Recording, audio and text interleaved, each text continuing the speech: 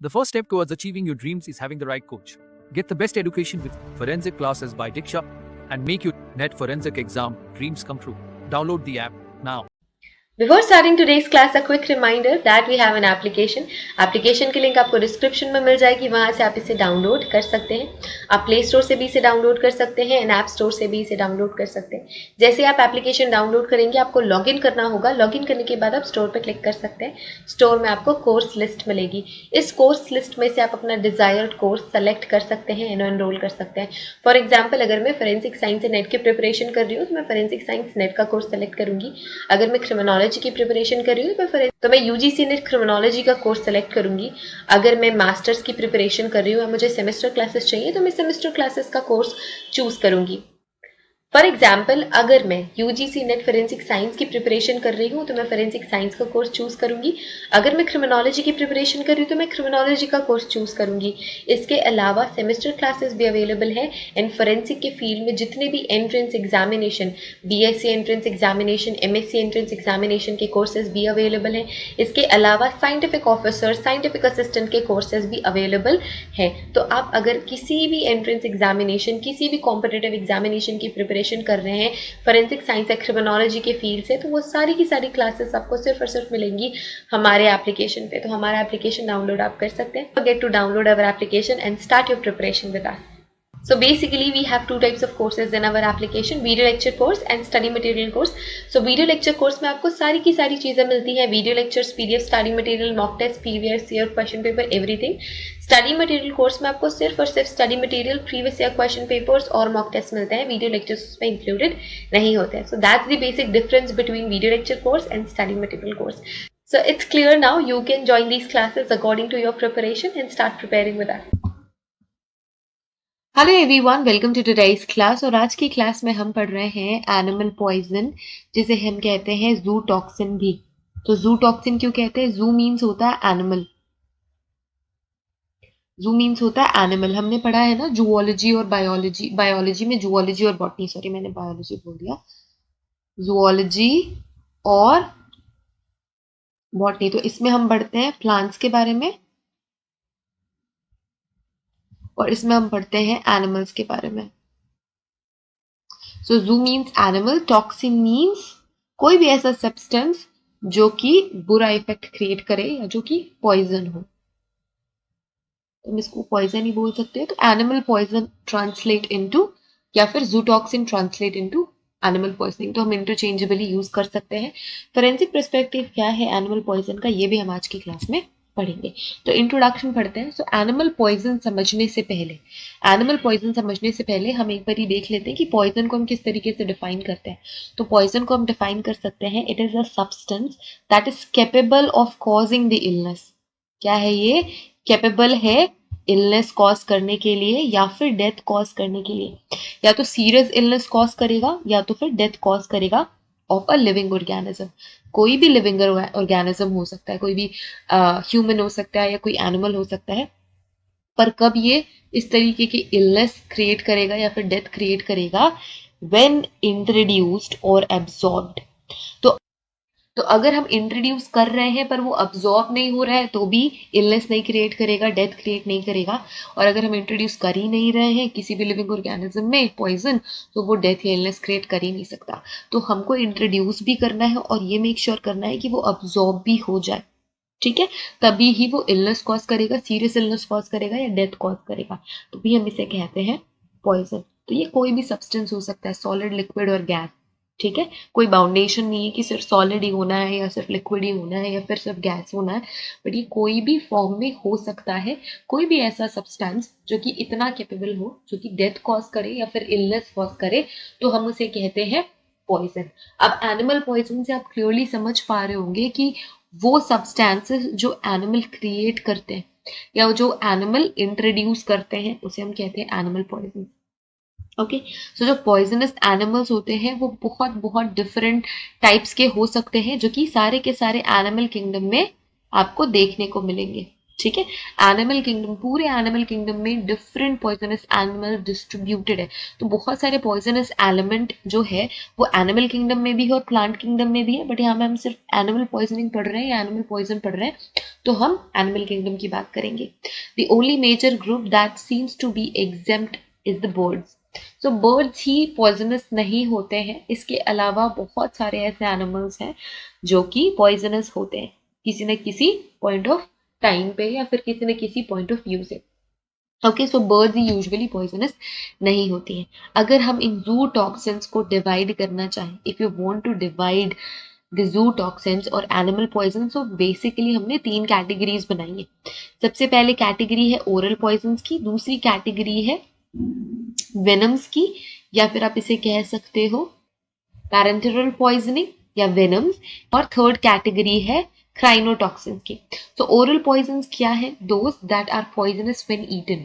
सो वो सारी चीजें या वो एनिमल्स जो पॉइजनस होते हैं जब आप उसे खा लेते हैं, ठीक है, तो दैट इज ओरल पॉइजन। जब अगर आप कोई, लेट्स से आप कोई फिश खा रहे हैं या फिर आप बहुत सारे ऐसे भी प्लेसेस हैं वर्ल्ड, पूरे के पूरे वर्ल्ड में जहाँ पे स्नेक्स खाए जाते हैं, तो अगर आप उन्हें ओरली इंजेस्ट कर रहे हैं या फिर खा रहे हैं, तब अगर ये पॉइजनस इफेक्ट क्रिएट करें तब मैंने कहते हैं oral poison. Then we have venoms, so those that are produced by a specialized poison gland. तो स्नेक्स में एक स्पेशलाइज्ड पॉइजन ग्लैंड होती है जो पॉइजन क्रिएट करती है, and administered by means of venom apparatus, जो कि स्नेक्स में होता है fangs.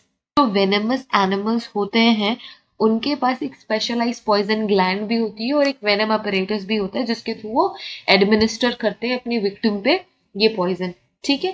Then we have crinotoxin, so these are the type of toxins that is produced by a specialized poison gland but are merely released into environment.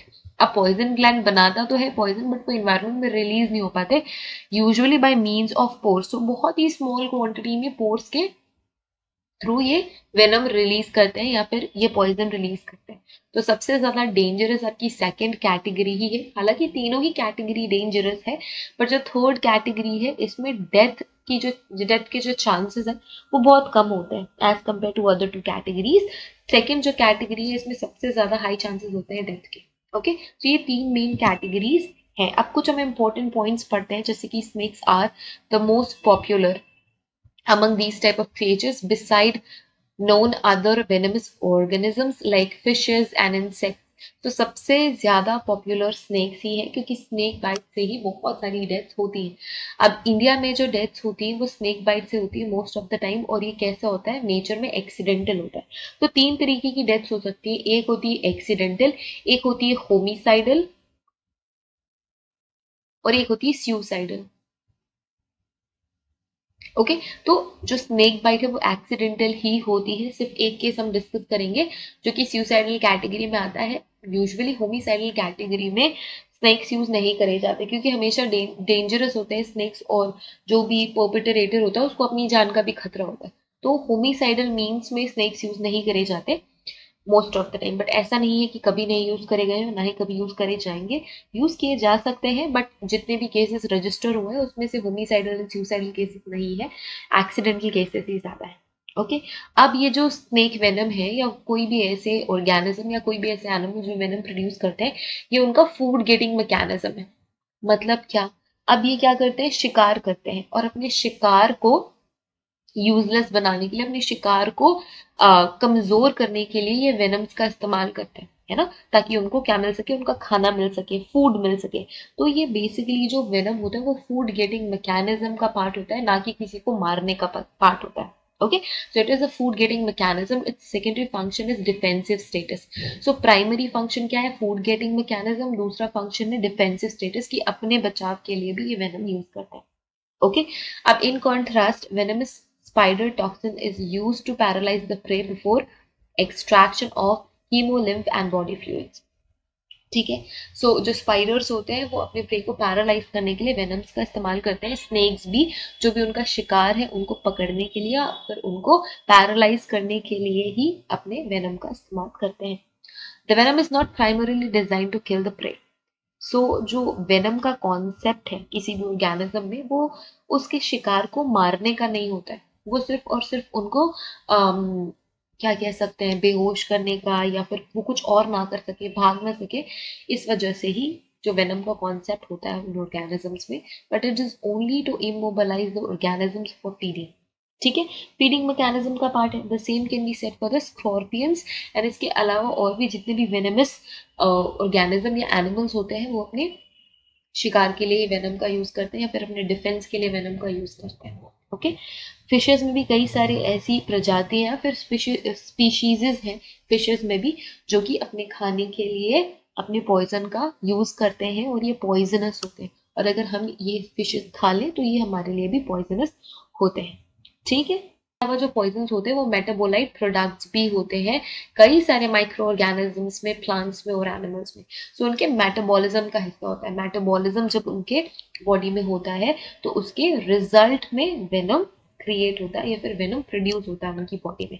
तो ये एक तरीके का मेटाबोलाइट प्रोडक्ट भी है। ओके, अब हम फोरेंसिक पर्सपेक्टिव देखेंगे। जितने भी एनिमल बाइट्स होते हैं, जितने भी पॉइजनस एनिमल बाइट्स होते हैं पूरे के पूरे वर्ल्ड में और इंडिया में भी, वो अनइंटेंशनल होता है। ठीक है, कोई इंटेंशन नहीं होता है, या फिर डेलिबरेट प्रोवोकेशन से होता है कि आप अगर किसी जानवर को छेड़ रहे हो, उनको परेशान कर रहे हो। ठीक है, सो ह्यूमंस के ही इस प्रोवोकेशन की वजह से जो भी एनिमल्स हैं वो उन पे अटैक करते हैं, और अगर वो पॉइजनस हुए तो ये बहुत ही ज्यादा हार्मफुल होता है ह्यूमंस के लिए। ठीक है, जैसे कि स्नेक्स बहुत ही रेयरली अटैक करते हैं, वो सिर्फ और सिर्फ प्रोवोकेशन पे अटैक करते हैं, या फिर कोई भी ऐसी सिचुएशन आ गई जिसमें उनको ऐसा लगता है कि अब उनको अपना डिफेंस करना चाहिए, ऐसी सिचुएशन में ही वो अटैक करते हैं। ठीक है, सो सबसे ज्यादा डेंजर में जो ऑक्यूपेशन होते हैं वो स्नेक बाइट के रिस्क एरिया में जो होते हैं वो ग्रास कटर्स होते हैं, जो ग्रास काटते हैं, जो घास काटते हैं, जो रबर इंडस्ट्री में काम करते हैं, जो कोकोनट इंडस्ट्री में काम करते हैं, कोकोनट या कोकोनट मिल्क या कोकोनट वाटर के लिए जो कोकोनट लेने जाते हैं, वो सारे के सारे। ठीक है, टी एंड कॉफी प्लांटेशन में जो काम करते हैं, उन सभी के सभी लोगों को सबसे ज्यादा रिस्क होता है स्नेक बाइट का। तो एक्सीडेंटल है ना। और वो सारे लोग जो ऐसे ग्रासी प्लेस में जाते हैं या फिर किसी ऐसे प्लेस में काम करने जाते हैं जहाँ पे उनको ग्रास काटना है या रबर इंडस्ट्री है या कोकोनट लेने जाना है, टी कॉफी प्लांटेशन है, तो ऐसे प्लेसेस में स्नेक्स होते हैं और चांसेस ज्यादा होते हैं कि उन पे वो अटैक करें। The only recorded case of suicide is with the help of venomous snake bite is of Queen Cleopatra of Egypt. ठीक है, तो ये क्वीन थी जिन्होंने सुसाइड के लिए स्नेक यूज करा था, और ये बहुत जमानों पहले की बात है। वो is said to have deliberate prompted a snake to bite her, तो उन्होंने जानबूझ के स्नेक को प्रोवोक किया कि वो उसे बाइट करे, और ये एक तरीके का सुसाइड था। ठीक है, उनका डेलिबरेट प्रोवोकेशन था। इसके अलावा जो होमिसाइड के केसेस हैं वेनमस स्नेक से नहीं के बराबर देखने को मिले हैं या नहीं मिलते हैं। ठीक है, deaths due to snake bites are regarded as a medico-legal in nature and forensic autopsy is mandatory. तो अगर कहीं भी गांव में या शहर में या किसी भी ऐसे प्लेस में स्नेक बाइट होता है और उससे डेथ होती है तो अटॉप्सी करानी ही पड़ती है, पुलिस को इन्फॉर्म करना पड़ता है और पोस्टमार्टम जरूर होता है। ठीक है, ऐसा नहीं कि घर में हम बैठे हैं, स्नेक बाइट हो गया, डेथ हो गई, तो आप सारे राइट्स और जो लास्ट रिचुअल्स होते हैं वो कर दो, ऐसा नहीं है। मैंडेटरी है कि फोरेंसिक अटॉप्सी होनी ही होनी है। It is regarded as medico legal, वो लीगल साइड में आ ही जाता है स्नेक बाइट। ठीक है, तो स्नेक बाइट के केस में अटॉप्सी होनी बहुत ज्यादा जरूरी है और आपको इन्फॉर्म करना ही पड़ता है, और अटॉप्सी रिक्वायर्ड ही होती है। Clear? Okay, so that's it for today's class, everyone. I hope this class is helpful, and if this is helpful, you can click the like button, share it with your friends, and subscribe our channel. Thank you so much. See you guys in the next class, in which we will categorize different animals जो भी animal poisoning की category में आते हैं। Animal poisoning में different animals को categorise करेंगे, type of poisons पढ़ेंगे। स्नेक पॉइजन बहुत ज्यादा इंपॉर्टेंट है, तो वो भी हम कवर करेंगे in upcoming classes. Thank you so much. Have a great day ahead. Take care of yourself and see you guys in the next class. Till then, take care. Bye.